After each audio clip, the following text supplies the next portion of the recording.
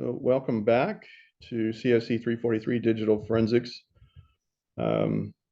We will adjust back our deadlines this week to allow additional latitude during the starting days of spring 2023 at UVI.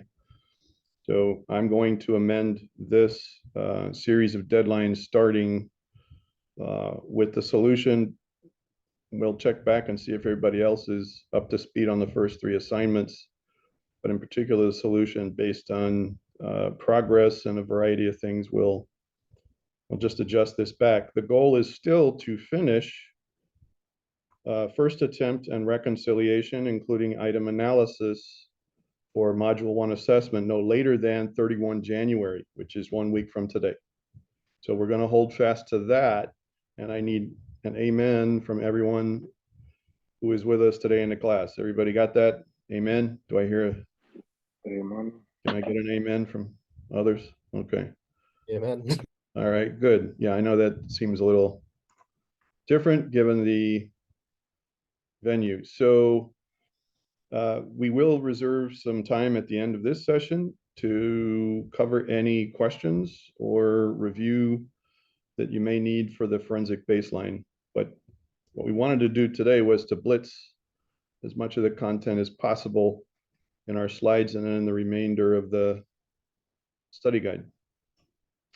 So does anyone remember mention of BYOD?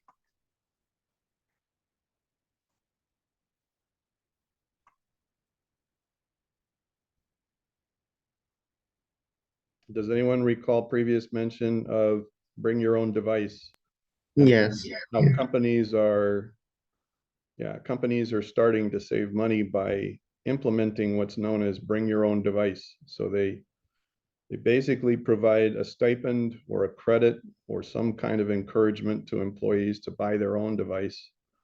And then they agree between employee and organization or company that the individual is responsible for maintaining their own device, but the data that's produced for the business, right, belongs to the company.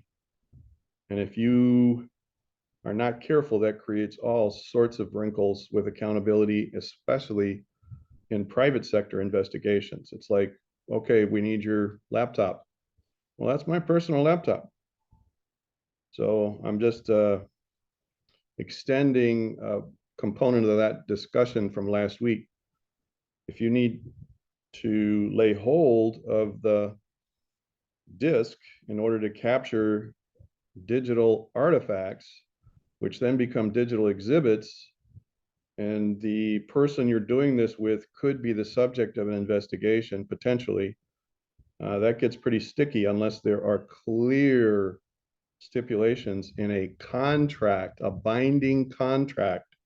What we're finding is that most companies are happy to embrace BYOD, but they're not thinking it through, and they don't want to overcomplicate with their legal team. And then security people like myself go, don't do it. Oh my gosh, please don't do it. You don't know what you're doing. See, that's just it's an extra thing. Are there any questions? Is there a question you can think of based on this component that would be relevant to our review?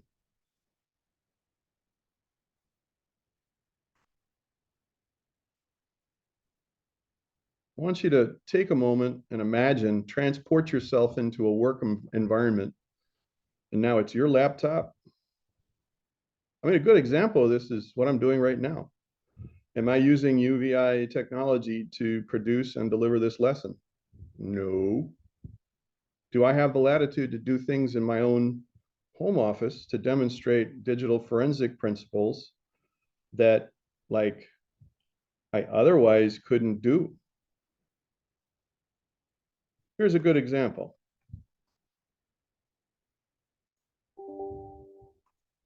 Anybody familiar with this? Yeah, we remember.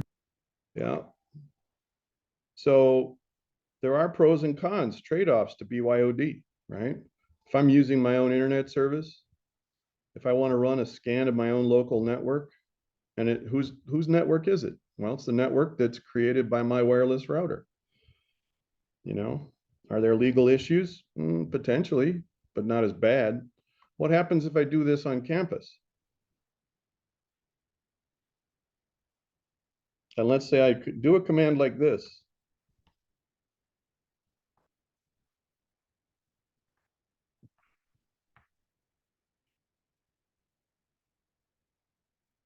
What would that command do?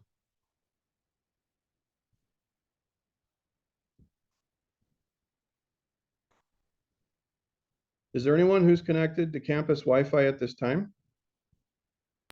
I am. Okay. If you do an IP config, what's the subnet mask? What's the CIDR notation for your subnet mask? Or just tell me your subnet mask for the wireless connection. I'm guessing it ain't a /16.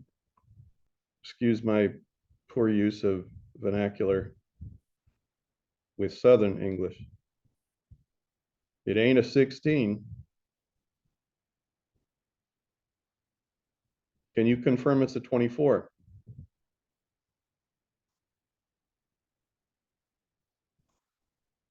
Yeah, I can. So if I want to quickly scan the entire network I'm on, because I'm on this network, and I go and I look, this is the network I'm on, and I'm doing certain things, I should probably coordinate with somebody in ITS first before I hit enter, if I'm going to do that, right? So there you have it. Any questions about this aspect? So that touches, and it's a great segue into things like ethics. Whoops, I'm sorry. Ethics, morals, standards of behavior, right? You have to maintain objectivity and credibility and maintain confidentiality. So if I hit execute on that scan, even though I may have an interest to determine some network forensic challenges in the course of a private investigation for UVI, where I hired for my consulting, my skill set, right? If UVI came to me as a professor and said, you're internationally certified,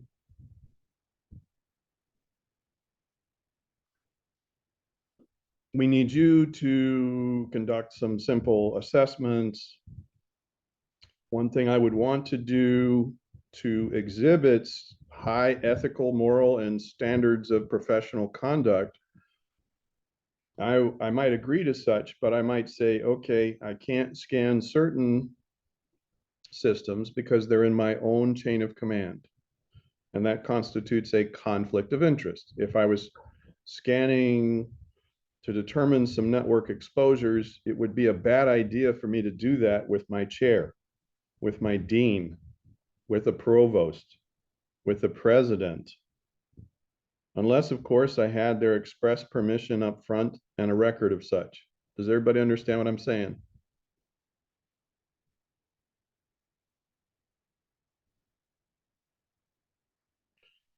Everybody see this one? Latest changes in computer hardware, software, networking, and forensic tools. I could do this scan for, are we still connected? Can somebody unmute? I just want to make sure we're there. Yeah, we can still hear you. Okay. So let's say I were to go ahead and conduct this scan, right? And last season, there was no problem with this. But this season, ITS upgraded Fortinet, or is it Juniper? Maybe a little both. Depending on the flavor of network security appliance, Fortinet intrusion detection system might see this and send off alarms. So I would need to be up to speed on the latest forensic tools, the latest security equipment and systems, right? That would be something I would want to ensure. If I uncover something, I need to know, private or public, if I uncover some evidence, like let's say I uncover clear evidence of a crime, felony level. Let's say it's not questionable, it's not a misdemeanor, there's not, like vague circumstances. Oh, and the IP address for this system changes every 4 hours because it's on a high turnover network. Let's say we uncover something in an office area where there's an Ethernet and the DHCP lease is 8 days. There's a lot of defaults in DHCP leases. So it's a pretty high confidence level of who is doing what on which system, the time of day, their office hours, and so on, right? If you encounter something that involves felony level and you do not report it, that poses a challenge for you. If you have a violation of company policy and it could be something like sexual harassment, right? They're taking the time to do things on the clock that would be considered offensive to coworkers, that poses a risk for sexual harassment. And there are sexual harassment seminars that the university conducts so that their faculty and staff are well aware of the expectation when it comes to workplace behaviors and conduct, right? So you have to be able to collect the evidence, and more importantly, that chain of custody then kicks in. You have to be able to preserve the evidence on a different computer or on the system that you're operating, and you have to be able to know what to do, where to go, how to store, who to sign off to validate the proper collection and securing of that evidence. That's what chain of custody is all about. So in cases where law enforcement are involved, you have to be able to coordinate with law enforcement. And it's good to have what's called a liaison contact with law enforcement who understands digital forensic priorities, right? If you get a law enforcement officer and it's not their job, that can be, see this one right here, digital evidence can easily be altered by an overeager investigator, right? So especially if law enforcement officers are directing things that they're unaware are inappropriate. If they're not trained properly in forensic methods, this is a huge gap.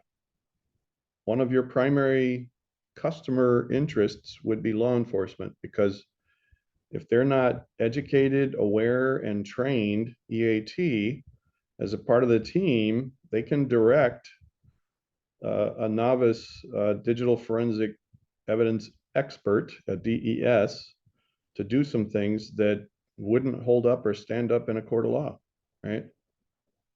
It could be password protected information that you have to work on, and that involves the ability to decrypt. Those are things that require additional authorization. So misusing resources costs companies millions of dollars. Sending personal emails, using company computers for personal tasks. It is true that during break time, lunch or authorized breaks, that there is a reasonable expectation of privacy for appropriate personal email use or internet surfing. If somebody's checking plane fares for an upcoming upcoming vacation / conference, that kind of thing, those are allowed, right? So you have to know what's okay and what isn't, and time of day and the nature of the activity makes a big difference. So context, context, context. This is something you see over and over again in our study guide, and it's embedded in so many different components of the slides that the author has provided, right? You have to basically work a lot of problem solving based on the type of case or context that you're working. And creating a detailed checklist often helps. I'm a big fan of checklists because checklists help you avoid omitting an important step when the environment of the incident is profound. There are cases when you get an incredibly sensitive, incredibly awkward discovery. And I mean, it kind of transports people to a different frame of reference mentally, internally. And checklists are a safeguard or a safety net against unintended omissions. So if you don't have a detailed checklist, notice the word detailed, can't be just, okay, collect evidence, okay, store evidence. No, get a witness or start a recording of your evidence collection. That would be a preliminary step in the checklist, a detailed checklist. Why? Because if you just collect evidence and then somebody goes, that wasn't on my system, that was, you were alone in my office, man, you trying to frame me. I started dating your ex-girlfriend, and ever since then, you're just a snob, right? That happens, okay? You also have to know what resources you need up front. So one of the biggest needs is having appropriate storage capacity that is properly prepared to capture evidence. And you have to have equipment so that there's this thing called a write block. When you capture a disk image,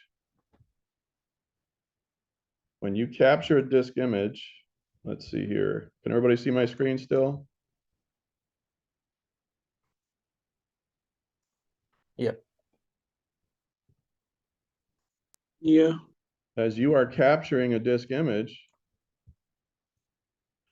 if you're using utilities or command line, and especially, and one really slick way to do this is to use Linux, right?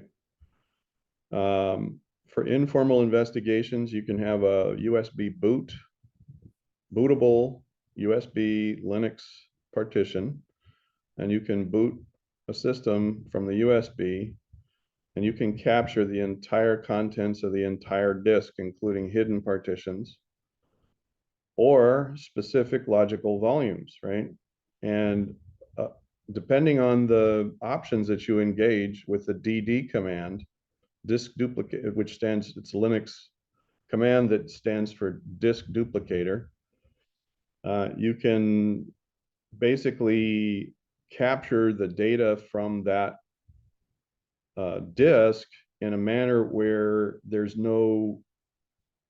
the option to write or to read is not a part of that. So if you're careful enough for informal investigations, you can use Linux and the DD command.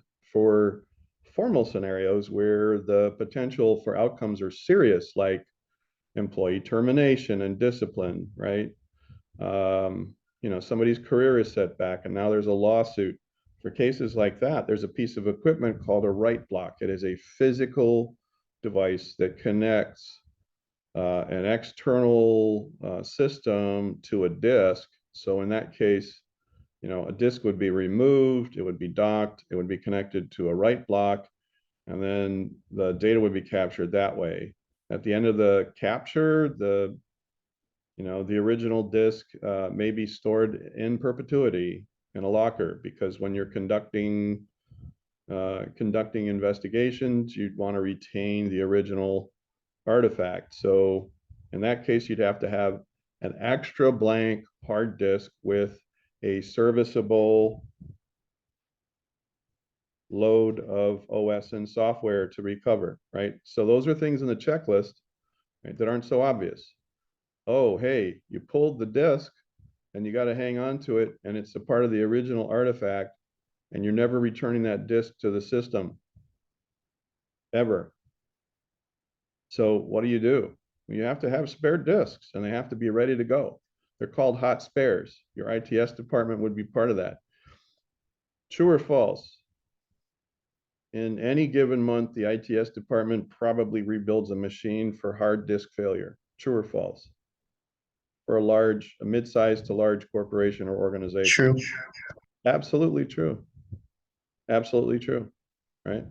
So they would have spare equipment and inventory. They'd have what they need. And that's an important aspect of this. Are there any questions based on this content that would be appropriate to ask? Is there any point of curiosity you'd like to share based on the content presented?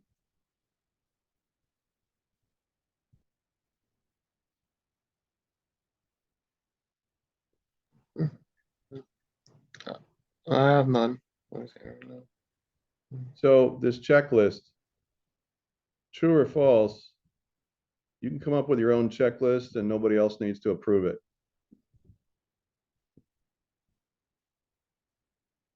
True or false?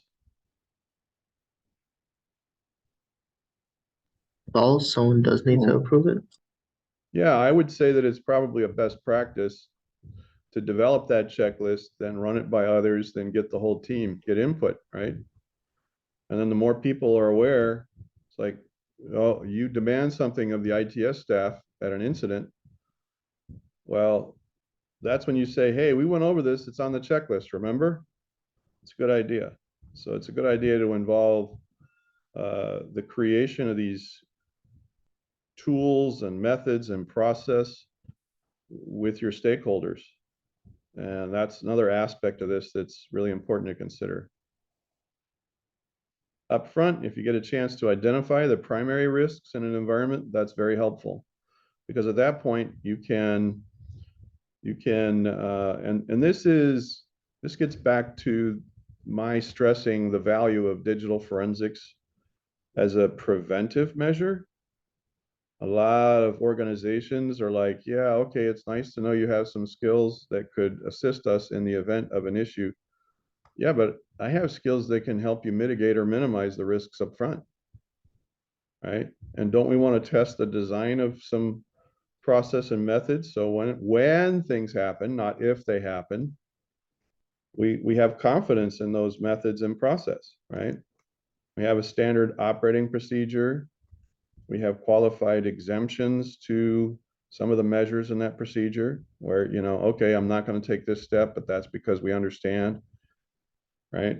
Why do you want all that up front? You don't take the time to flesh that out up front and to test. When you get to the witness stand in the courtroom, they'll say, oh, so you captured this data.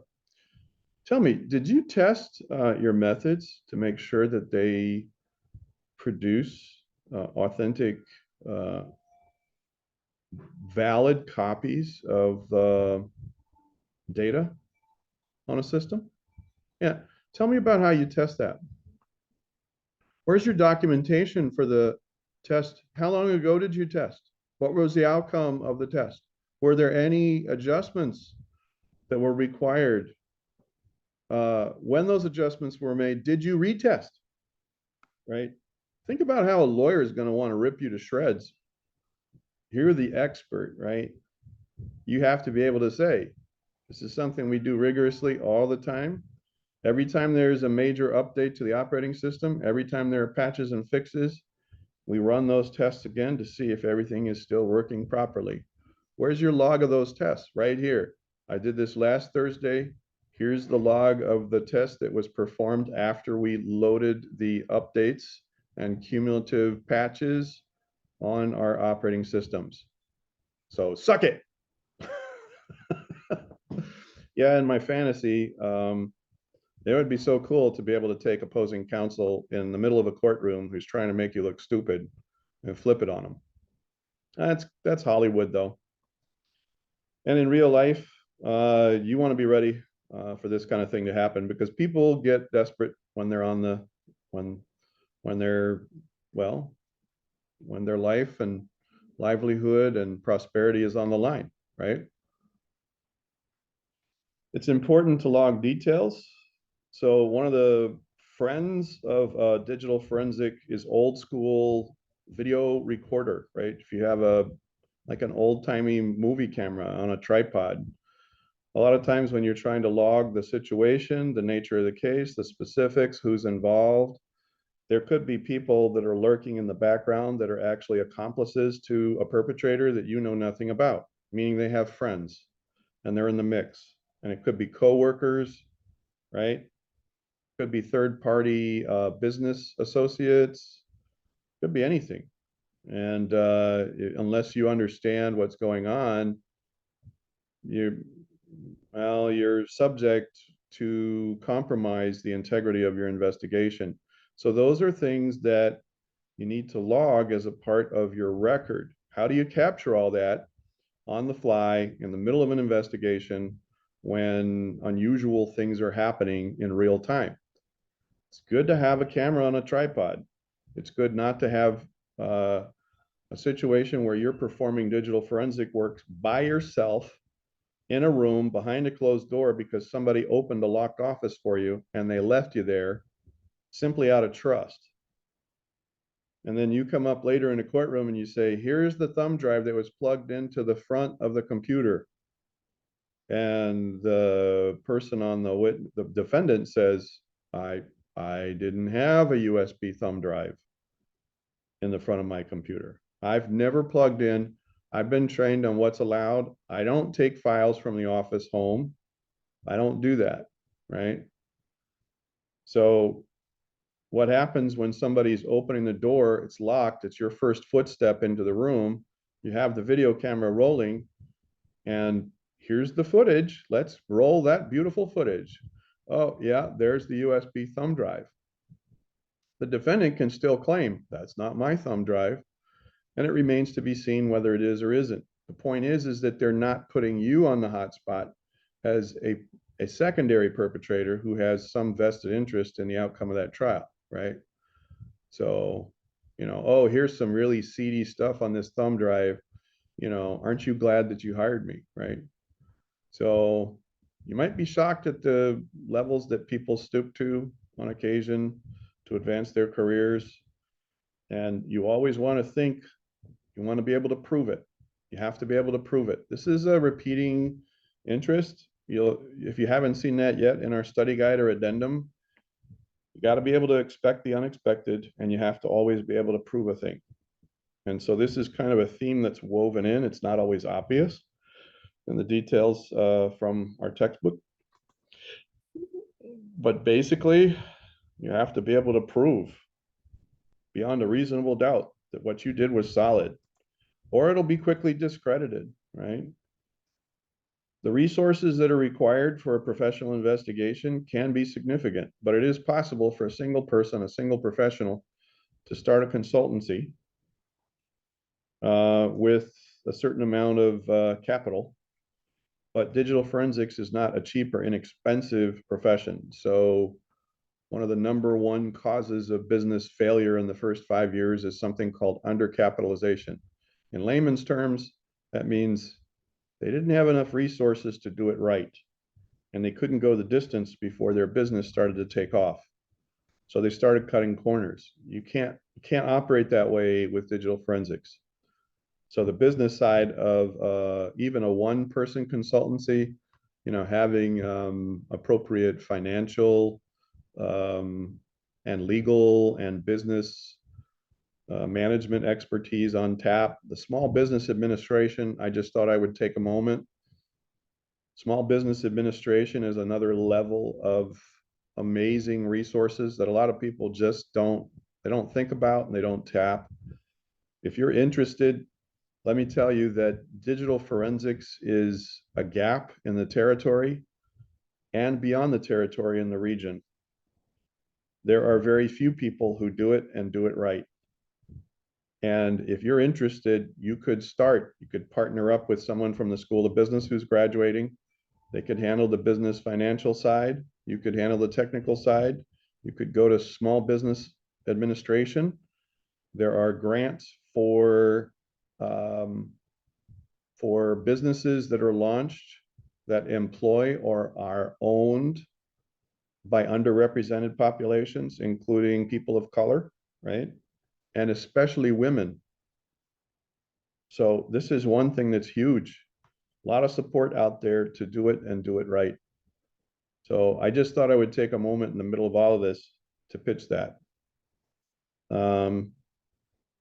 Every year I see graduates coming off the podium and their big question is, what next? What do I do? Where do I get a job? And I'm like, create a job, build a job. This is a need, it's a huge need, and if you're first, you can name your price. Possession is 9/10 of the law. That's an old expression that means if you're first to offer a service that people need, you're the established champion, right? And you start gaining that customer base that nobody else has. You're the original, the authentic, the pioneer, right? You got your stuff squared away and you're organized and meticulous and have a method mapped out, it won't be long before you impress people and word of mouth spreads. So it's a great way to grow your business. Any questions about this before we move on?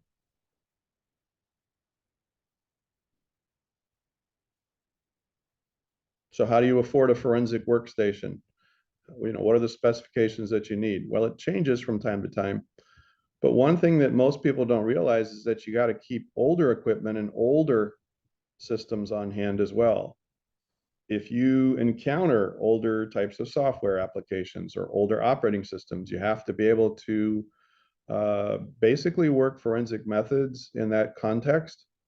So it's not always about having the greatest, latest, most sophisticated versions of software and hardware. All right, so when we get to the end of this series, we get to 505. We're going to take a short break. Any questions at this point? Does anyone, based on the information presented, what are 2 questions about the content we just covered?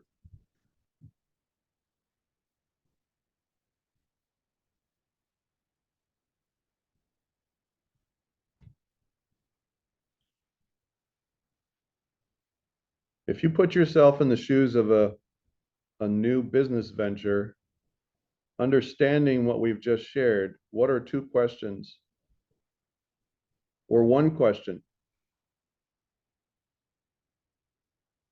Just 1 question based on the content we've covered.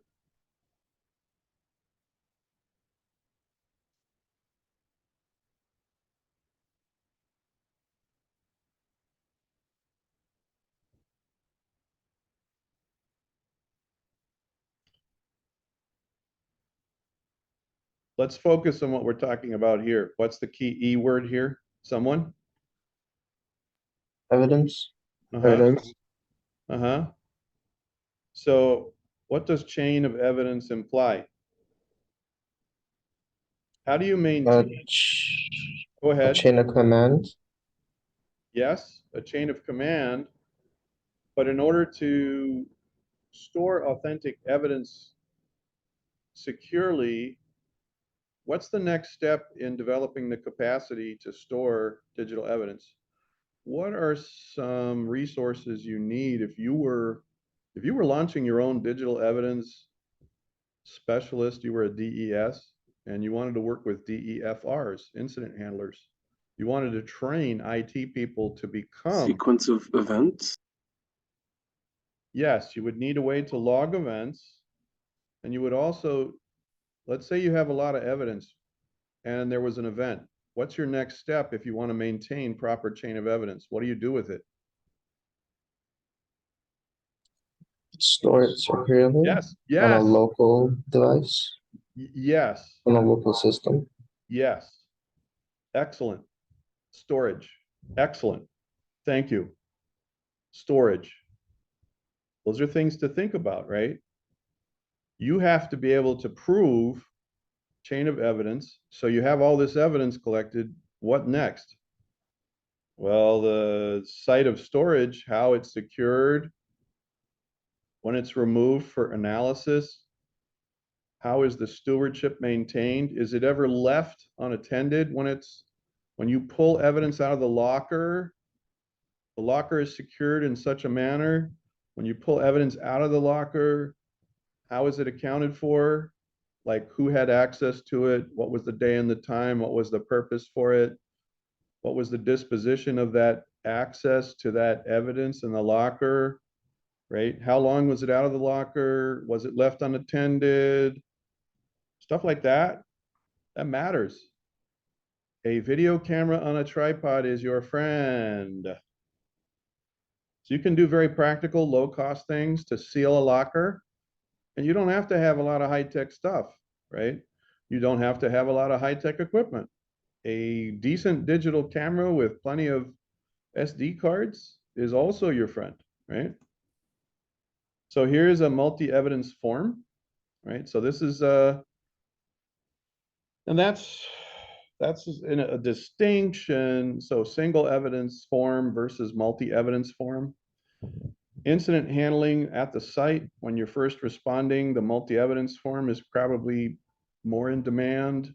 When you're conducting analysis and you're pulling artifacts from the locker, the single evidence form, right, would be something that you're doing with each piece of evidence. Does everybody understand what I just explained there? So incident handlers would be at the scene and there's all sorts of artifacts or exhibits they're collecting. So you have a multi-evidence form. Once it's stored in the locker, when you pull one at a time out for analysis, right? Exclusive analysis, you have a single evidence form. So the DEFR would be the one to use this, not exclusively, but more on the front side, right? Because they're first responders to incidents. The single evidence form would be essential for the analysis that follows with the DES, or digital evidence specialist, the forensic professional. So that's just a quick example of the multi-evidence form, and that's for a private sector environment. There may be a specific form required for, you know, federal or territorial law enforcement. This would be an excellent opportunity for someone in our class to log additional credit. I have contacts in the VIPD, and I can broker an introduction. And if someone is interested in seeing what they have in the way of evidence forms, right? Just to compare with what's here and what's at the VIPD, that would be a really cool thing. In fact, that would be an exceptional option to investigate as a part of an internship or a field study with the VIPD, right? Just saying. So if you finish the concentration core requirements, systems security and digital forensics, the next step after that to complete your cybersecurity concentration in your degree is to choose 6 credits of electives, which may include independent research or field studies, field experience, that kind of thing. I hope you just heard what I shared. Hello, hello. Can I get an amen? Yeah. There's the single evidence form, right? And if you notice the single evidence form, there's all sorts of criteria that are listed on here. So it allows you to understand that there are certain details you want to keep track of, right? You want to keep track of specifics along the way during the investigation. And this is how one effective way to log them. All right, let's take a brief, just a short stretch, okay? We have about 25 minutes left in our class. And what I'd like to do is blitz to the end of this and just touch on some concepts in the next chapter. Any questions before we hit the pause button?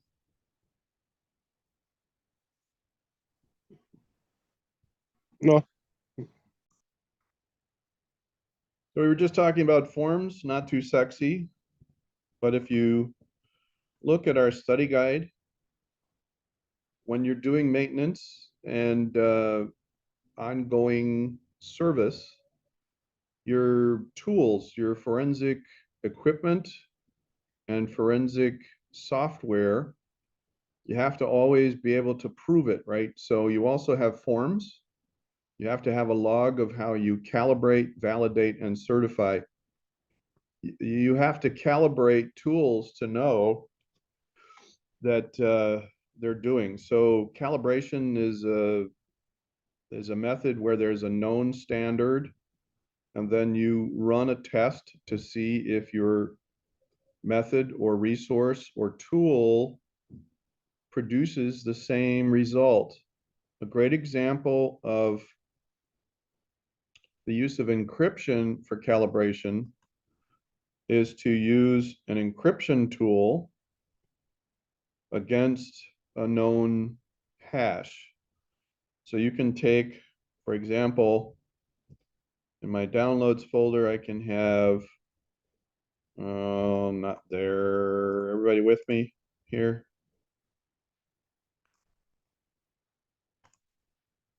Yes. You know, let's say I have an install image and there is a known hash that's established.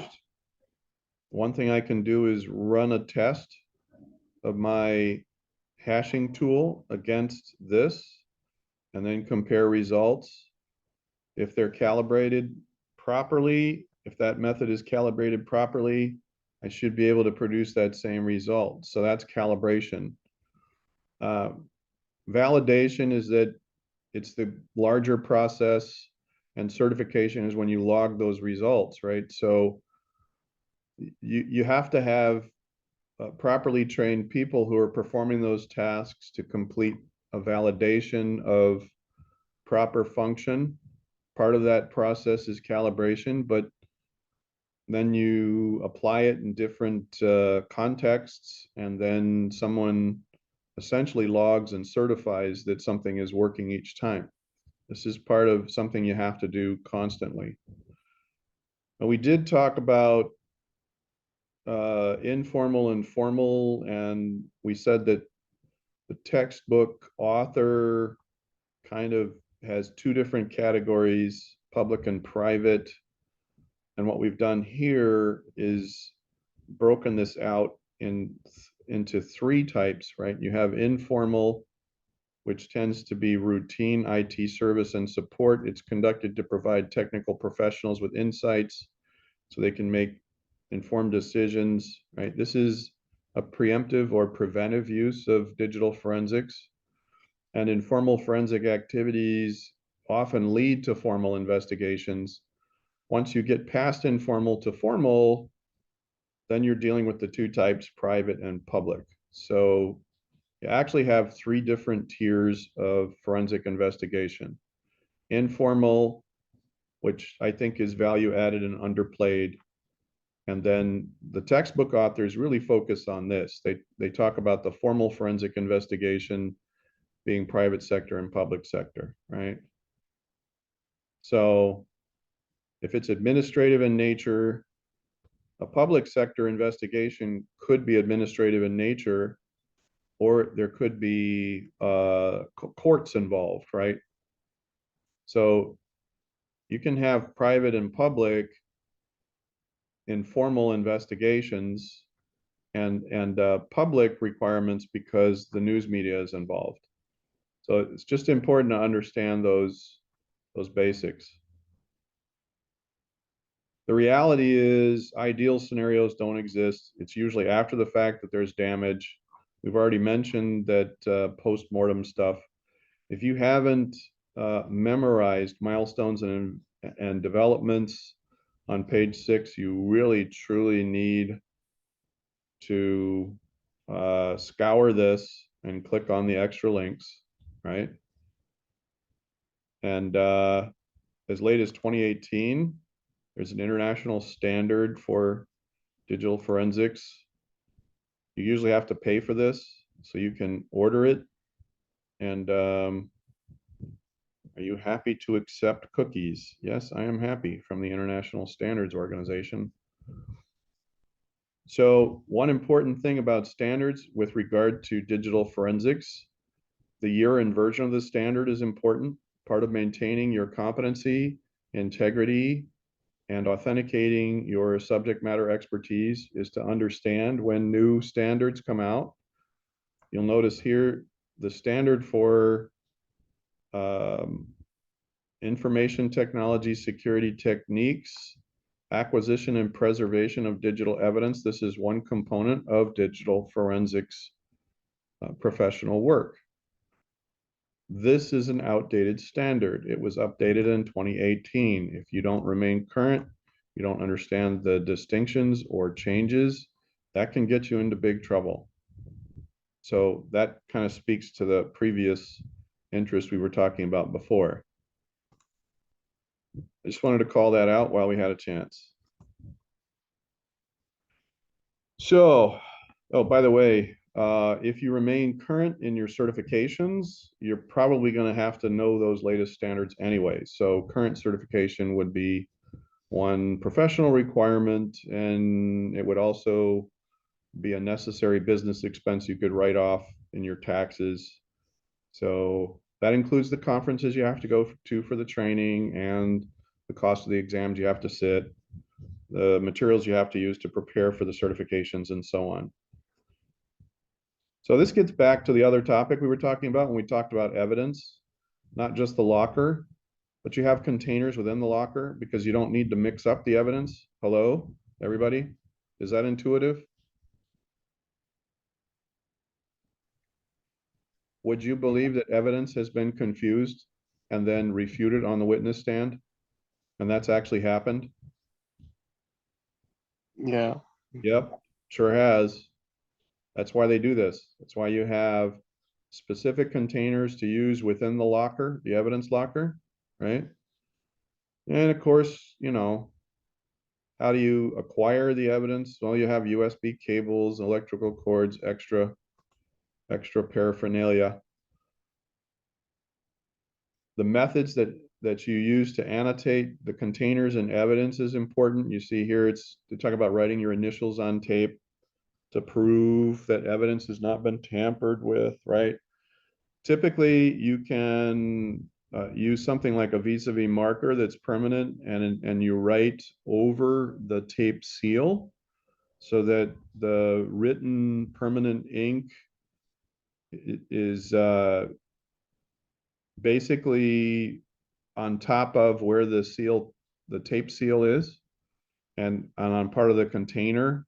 When somebody opens that tape, it's really, really hard to put it back exactly where it was before. So, you know, those are practical ways to validate that something hasn't been tampered with.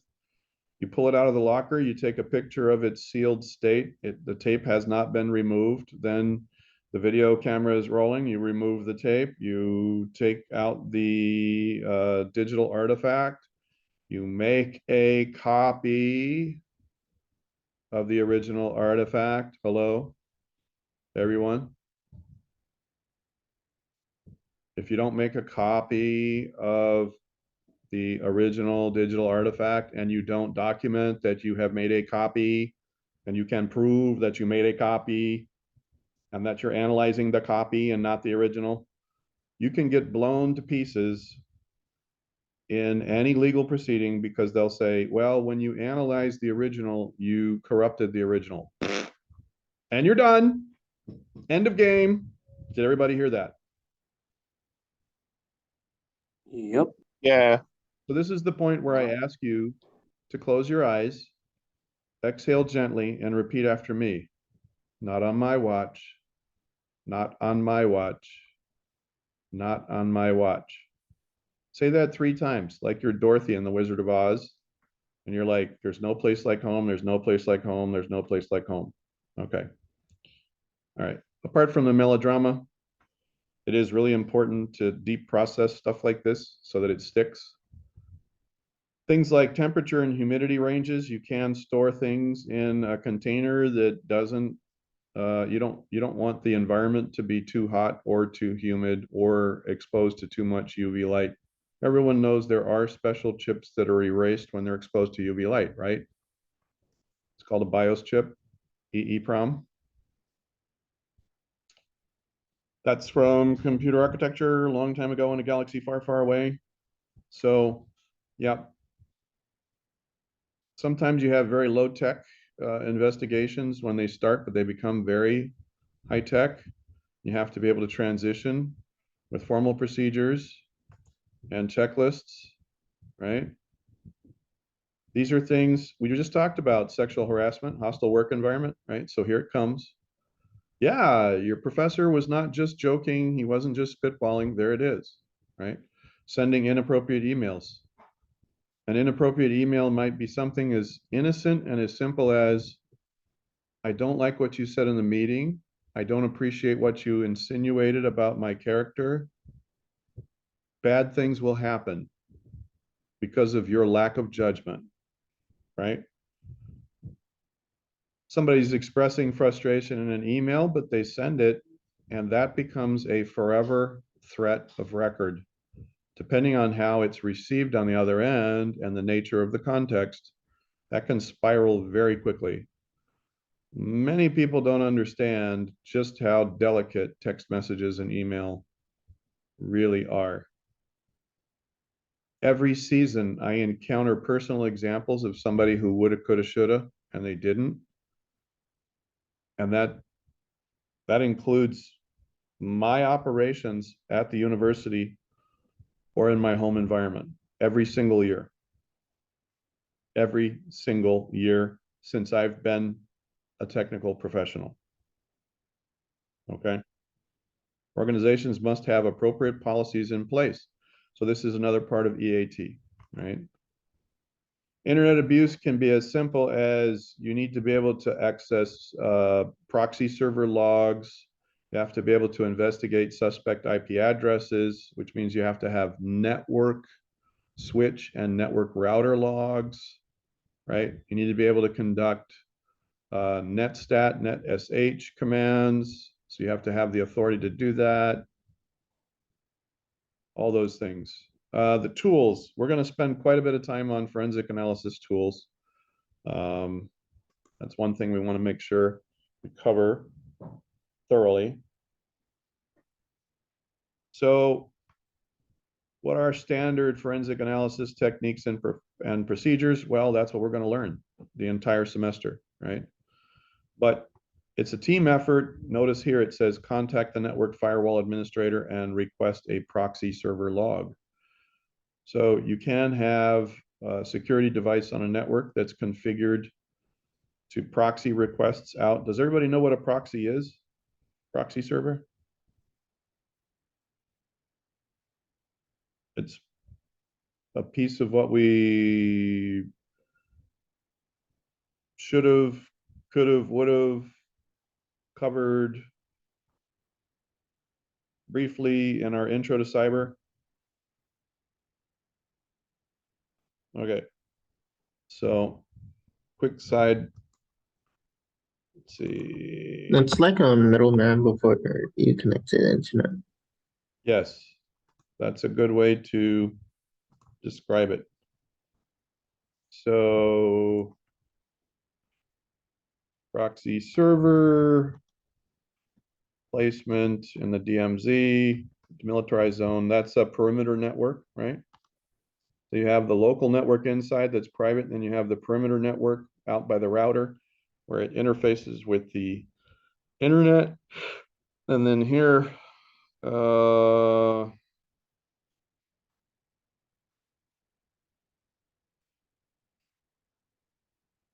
recommended placement.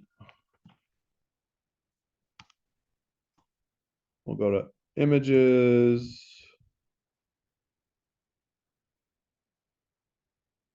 So best practices, where to place a proxy server. I like this. This is a good one.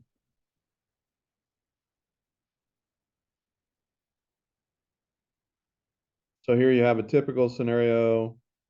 You have the inside zone, you have the perimeter network where you have a web server. There's a firewall here. And then out here you have the public network.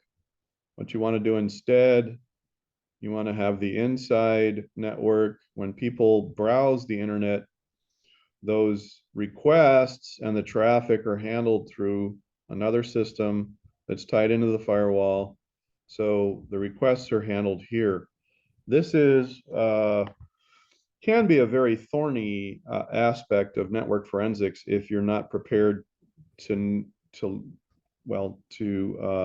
master the principles for how this should work, and or if the hiring organization, the people who have paid for your services, they don't have this implemented properly. That can be a problem, right? So you really have to have your A game when you're talking about network stuff, right? So that's just one aspect of this that I thought would be worth investigating for a minute. And there you have it.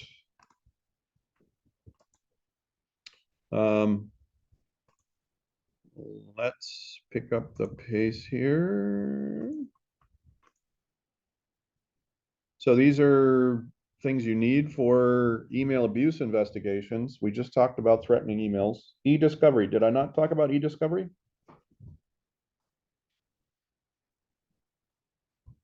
E-discovery? Yeah, you did. Mhm. Yeah, so an investigation gets legal, and now there are legal proceedings, and the opposing counsel says, hey, we need copies of that email. And the folks who are defending say, yeah, there's nothing in that mailbox. Is that where it ends? No. What did we discover? What did we discuss previously? Someone, please. There's always going to be a copy in the receiving end. There's always going to be copies of the same message on the receiving end somewhere else in other mailboxes, which results in an e-discovery action. And that requires a company to forklift over not just one email box, but potentially hundreds of email boxes. It's like snagging the yarn on a sweater. Amazing, amazing level of overhead, cost, labor. I mean, very expensive, right? Yeah, that's not a small amount of data. No, it isn't. Because when I was at LiveShare, when I was tasked to do stuff like that, the range of data was like you could get a 2 gig data, like in terms of size of the mailbox, and then there were times where I got like 20-30 gigs in just one person's mailbox, and you had to like export that to a local file. So yeah, it gets messy it's a very lot. quick. Yeah, exactly. Thank you for sharing that. So there you have it. It's not just in the textbook. It's not just a matter of theory. There's a practical thing about this. And that's where email server log records are so essential. The best practice is to implement a messaging server system that includes archive and e-discovery features and functionality, and that's a real plus. So latest versions of Exchange Server and other system options out there, there are other email solutions, but basically whether you're doing your email through a provider like IBM or a service provider company, make sure that your server is up to the task when it comes to the ability to export, archive, and then package e-discovery requests. Because if that's not built in on the front side, wow, does it take an awful lot of effort. And you're compelled by a court. Otherwise, you're in contempt of court. So you show up, you can't provide the stuff, and already you've lost the case because you just can't do it. At that point, your own counsel says, you better beg for mercy and we need to settle this out of court, because the alternative cost is horrific. No one wants to be in that kind of situation. This is where your expertise as a digital evidence specialist can really save an organization a lot of headache, right? And where you become the ally and friend of IT department, because they say, hey, this is a legal requirement. We have to have a better server. I'm tired of supporting an outdated, slow, kludgy, ineffective system. You pay for a better system up front now and we save, or you wait until it hurts us and then everybody considers how ineffective the management scenario of this organization has been, right? those are conversations that require a lot of candor, but caring, right? You have to balance candor with caring. When we talk about email, you also have to have specific forensic analysis tools for email, and there are specialty tools for email. Email is a specialty area of digital forensics. We could have an entire course, or you could launch into independent research for one of your electives. You could do 3 credits of research in digital forensics email solutions or scenarios, right? And that would be a fertile, and I mean, that would be low-hanging fruit, because there's a lot of really cool stuff going on, and there's a lot of court cases that are slamming organizations. So there would be a lot of material to investigate if you wanted to do independent research. CSC 495, 3 credits. I'm planting seeds here. I hope you're listening. You know, once you finish the core requirements, this is one area you can investigate, and it's very fruitful. The header data of messages are amazing. So a specialty area of email forensics is the ability to ferret out additional information from the header data of messages. Now, this is the stuff of legends. So you have people who like to bounce emails through foreign systems because they're sending a threat to the president against his life, and now the Secret Service is involved. And they come in and they lock down your office building, and no one can leave. Everyone has to stay put for the entire day until the Secret Service figures out who sent it. I have personally experienced, I was in a building the size of an entire city block at the university, at USC. I was a research associate at USC. A graduate student sent a threatening email to Bill Clinton against his life. So he was going to kill him when he came to visit. Secret Service came up, locked down the whole building. All of us basically had to check in with a Secret Service agent before we went to the bathroom, and they had to accompany us wherever we were moving in and throughout the building, and no one was allowed to leave. So that kind of stuff is huge. They were able to eliminate the prospect that it was anybody in that building by examining header data and then backtracing to see which networks were involved. Okay, so that's that's really important. So attorney-client privilege, when you involve legal counsel as a part of your services, if you team up with legal expertise, this is one benefit of digital forensic specialists, right? You can, it's sort of a value-added thing. That would be a great thing to investigate as you start consultancy. It's just worth mentioning. So when we talk about ACP, we're talking about cases where findings have to be confidential, and it's a part of legal activity. There are additional measures and criteria and requirements. So you have to be able to meet specific criteria, hashing signatures on anything and everything, right? So including original and recreated disks. That has to do with chain of custody and validating things. So many of the components we've already talked about are required on steroids. See, you have to be able to walk through the methods you use to examine every portion of the disk drive and to extract all data. That includes the slack space. Does everybody know what slack space is?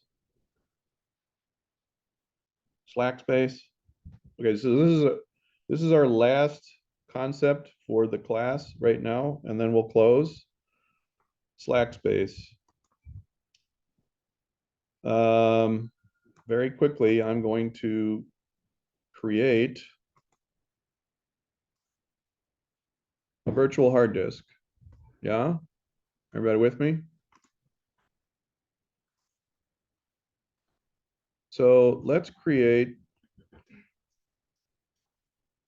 a virtual hard disk. You notice I had to click and go back, and then Now the menu isn't grayed out. I'm gonna create a VHD. I'm gonna use the newer format. I'll use a fixed size. And I'll do 2048 megabytes. It'll just be a 2 gig, like a thumb drive, right? A 2 gig thumb drive. That's pretty lame. Let's do what? 8192.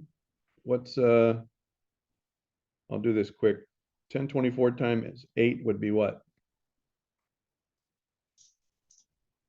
96. What is it? 8192. So I'll put 8192 and I'll park it here on my E drive in the VHD folder, right? And we'll call this test. Everybody with me? Yeah. So I fired that off, it's done. Woo, wow, this new laptop is nice. Let's pretend I have an 8 gig thumb drive and let's pretend that it wasn't an, all right, so I'm gonna initialize this very quickly. I'll use the GUID partition table because I wanna use newer technology. And now I will create a simple volume. When a disk is prepared for use in the Linux and Mac world, there's a logical unit of measure to create an index on the disk. It's called an inode. In the world of Windows, it's called an allocation unit. The default size for an allocation unit is actually 4096 bytes or 4K. That means that if you have small text files and you have a 1 byte, 1 character text file, 4096 bytes in that allocation unit is empty and only 1 is used to store. Depending on the size of the allocation unit, you have system administrators that will intentionally modify the size of the allocation unit for performance considerations, server configuration, that kind of thing. You just need to understand that with smaller files, data files, there's an awful lot of empty space.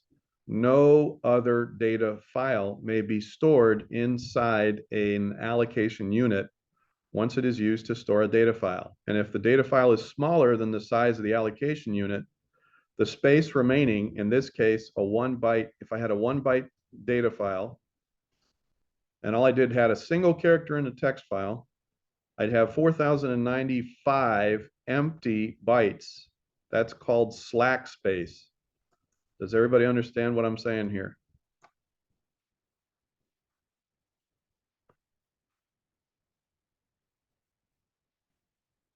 Yes, no, maybe? Yeah, we're following. Okay. So I went ahead and did that. As soon as the disk was initialized, it says, hey, do you want to format it? That's an old pop-up. So what I have now, oh, it says the format did not complete successfully.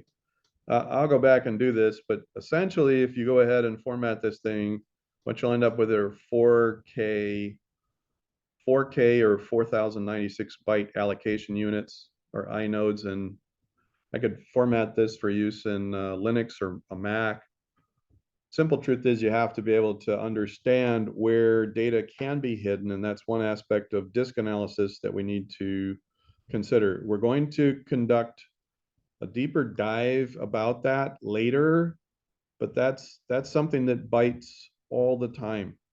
So you have to be able to methodically analyze unallocated disk space because hackers and bad people love to store things there they're not supposed to store. And just in the interest of finishing at a good stopping point for attorney-client privilege investigations, there's a lot of extra legal paperwork and stuff too, a lot of documentation that needs to be prepared as a part of formal legal coordination when you have an ACP case, right? So if you see that, you know, how the image is created and how it's disseminated, what format is used so that other people can validate authentic results. Those are all considerations, right? And you have to be able to help the attorney and the paralegal understand what those results mean. So reporting requirements and being able to translate in understandable language is it's an incredibly important, and it's an incredible aspect of attorney-client privilege. It takes practice, but some people are naturally gifted at making complex things understandable, and that's a gift. And if you have that gift and you know your craft, you're going to have an amazing career in digital forensics. Okay, so we're going to stop sharing at this point and stop recording.